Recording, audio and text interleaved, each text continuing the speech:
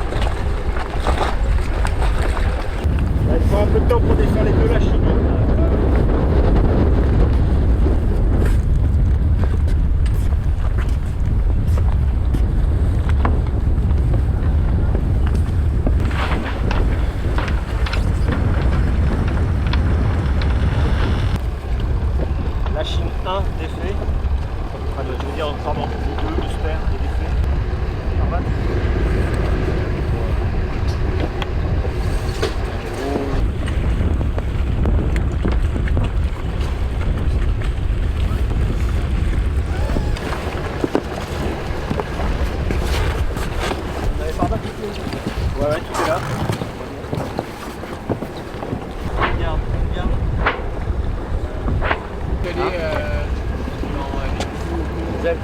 Non, je suis en père. Et à mon avis, elle a fait.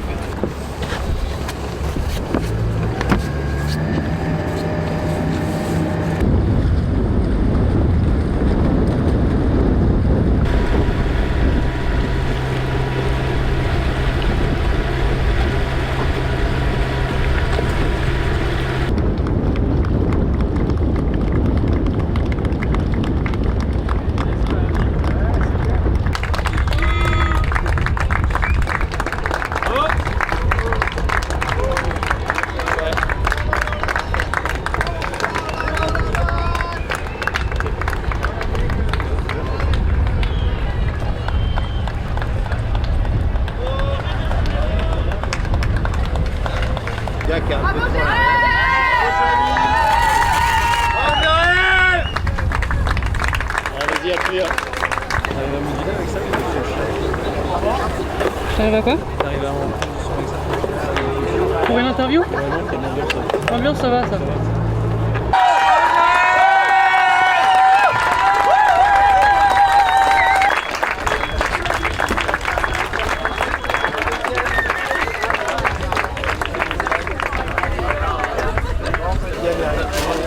On a bien bossé.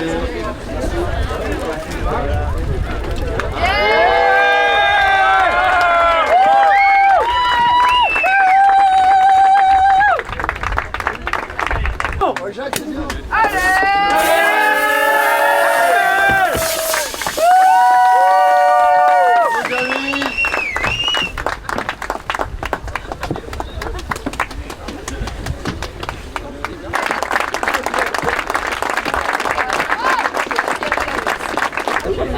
transat à l'aller, qui fait 1 mètre transat au retour.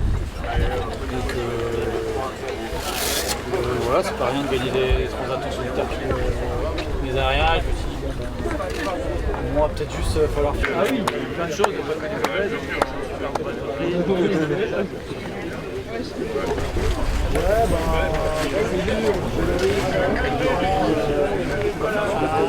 Ouais, je sais pas trop en fait. Ouais, ça a été dur parce que passe d'entrée en fait, ça s'est mis un peu à l'envers. J'ai transpercé la flotte et je me suis retrouvé rapidement en tête au près. Le bateau va super vite, donc c'était super sympa. Mais ça a duré 2 jours en fait. Et après derrière c'est parti dans le sens inverse parce que j'ai cassé mon J2 directement. Donc j'ai été privé d'une voile qui nous sert beaucoup sur ces bateaux-là. Et puis derrière, j'ai cassé le J2. Et puis je sais pas, quelques heures après, en fait, toute la tête de mât a sauté. Et j'ai perdu tous les antennes de tête de mât, donc tous les aériens, les capteurs de girouette, direction de vent, force de vent. Les systèmes de détection VHF, AIS, le système de détection Oscar aussi qui détecte les trucs qui traînent dans l'eau. Voilà, donc là du coup j'ai basculé dans une autre course. Bon, je me suis même dit si c'était pas plus raisonnable de s'arrêter aux Açores parce que là quand je suis arrivé avec tout le trafic maritime, tu vois pas ce qui se passe devant, tu vois pas où sont les autres bateaux et puis les autres te voient pas, c'est quand même un peu flippant. Et puis surtout le pilote barrait pas quoi.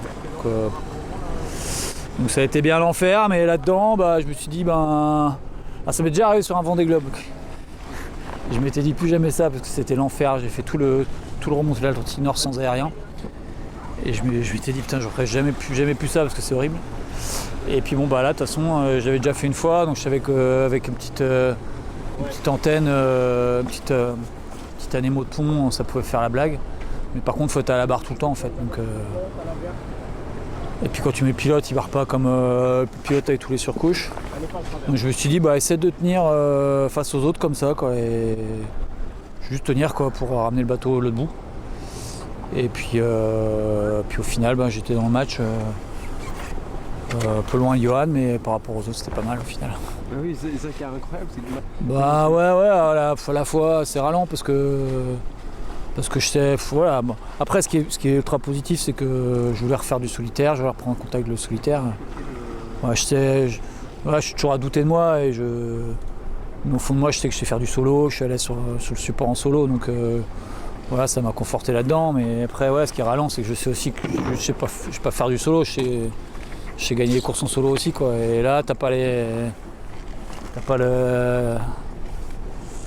l'outil, t'as pas les moyens pour le faire, et du coup tu regardes un peu les autres, donc mais à la fois je suis dans le match, en solo je sais que je serai toujours dans le match, mais pour gagner les courses il faut pas ce genre de soucis techniques quoi. Sur la première dorsale en fait, le fait d'être en tête, c'est toi qui engendre le tourniquet, et puis j'étais un peu à l'intérieur, les autres ils ont fait extérieur, ils ont un peu plus de pression et du coup ils se décalent, notamment Johan, ce que moi j'ai pas pu faire. Et voilà, donc oui, à part lui, les autres ça matchait avec eux quoi. Et je suis sûr que j'étais assez étonné d'ailleurs, mais voilà, je suis à l'aise sur ce bateau-là, le bateau il est super, moi je suis convaincu que c'est un super bateau pour le Vendée. Mais à un moment il faut un minimum notamment d'électronique pour que c'est des bateaux, on est sous pilote automatique 100% du temps, donc quand t'as pas les capteurs il y a rien qui se passe, et puis quand t'as pas tous les voiles aussi quoi, donc tu peux avoir ce genre de handicap. Mais malgré tout je suis dans le match, je sais bien qu'en solo je suis dans le match de toute façon, donc, voilà, mais être dans le match ça me suffit pas. Ouais c'est ça, tu sais, on t'arrête, tu te dis alors qu'est-ce que je vais dire, réfléchis bien à ce que tu vas dire. Et puis là j'arrive pas à réfléchir, donc je te livre un peu tout ça.